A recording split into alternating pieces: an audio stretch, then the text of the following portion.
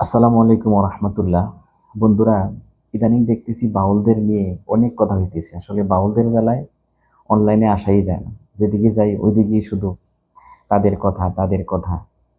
তো তারা এমন অবস্থা শুরু করছে, শেষ পর্যন্ত আল্লাহকেও তারা ছাড় দেয় না। আল্লাহকে নিয়েও এই ধরনের কথা শুরু করছে, আল্লাহকে নিয়েও ভুল ধরা শুরু করছে।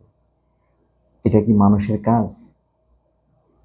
মানুষের জ্ঞান হইলে তো মানুষকে সে শিখাবে, আর না শিখে সে আল্লাহ তাআলার ভুল ধরা শুরু করে দিছে। যে আল্লাহ আরো আল্লাহ বানাইলো না কেন? হ্যাঁ, আল্লাহর কথার কোনো খারাপ ভাষায় ব্যবহার করছে, আল্লাহর কথার কোনো গুহা মাথা এরকম পায় না, এগুলি আস্তাগফিরুল্লাহ। এটা হচ্ছে এক ধরনের শিরক। আল্লাহ তাআলার সাথে ভুল ধরা, আল্লাহ তাআলার সাথে শরীক করা।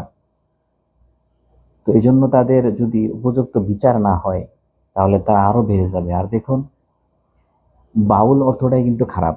বাউল অর্থ কি? বাউল অর্থ হইল প্রস্রাব করা, পেশাব। বাউলের আরবি শব্দ। আর বাংলায় বাউলের অর্থ হইল পাগল।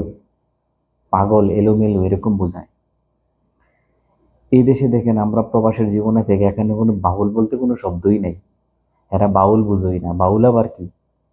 বাউল কোনো কিছুই নাই। তো এই জন্য তাদের বিরুদ্ধে রুখে দাঁড়ানো আমাদের সকলের দায়িত্ব এবং কর্তব্য। না হলে তারা এভাবে বাড়তে বাড়তে মানুষকে ইমান হারা করে ফেলবে। নেক্সরতে ধোকা। তারা মানুষদেরকে নেক্সরতে ধোকা দিচ্ছে।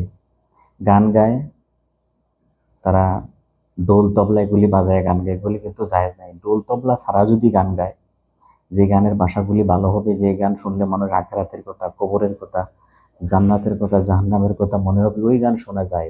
তারা যে গান করে, এই গান শোনা যায় না। তো এই জন্য তাদের উপযুক্ত বিচার আমরা কামনা করছি। তাহলে এই দেশ থেকে এই কুফরি, এই শিরকি দূর হবে। দেখুন, তারা বাউল শিল্পীও আছে, মহিলা শিল্পীও আছে, পুরুষ শিল্পী আছে। অথচ কোরআনে পাকের মধ্যে আসছে, হাদিসের মধ্যে আসছে, পর্দার ব্যাপারে যে কোনো বেপর্দা মহিলা জান্নাতে যাবে না। আর তারা মহিলা হয়ে মানুষদেরকে জ্ঞান দেয়। তো এগুলো থেকে বাঁচতে হইলে তাদেরকে মন থেকে ঘৃণা করতে হবে। তাদেরকে মনে মনে ভালোবাসলে হবে না, মন থেকে ঘৃণা করতে হবে। তাহলে যে তাদেরকে মন থেকে ভালোবাসবে বা সাপোর্ট করবে, সেও তাদের সমান গুণাকার হবে। তো তাদের উপযুক্ত বিচার আমরা কামনা করি সকলেই, যাতে এই ধরনের ভণ্ডামি, আউল বাউল পাগল এরকম যেন বাংলাদেশে আর সৃষ্টি না হয়, কেউ যেন এরকম সাহস করতে না পারে। তো আমার এই কথাটি যদি ভালো লেগে থাকে, তাহলে আপনাদের সবাইকে অসংখ্য ধন্যবাদ। এবং আমার এই বয়ানটি আপনারা শুনছেন, এই জন্য আপনাদের দীর্ঘায়ু কামনা করছি। আল্লাহ হাফিজ।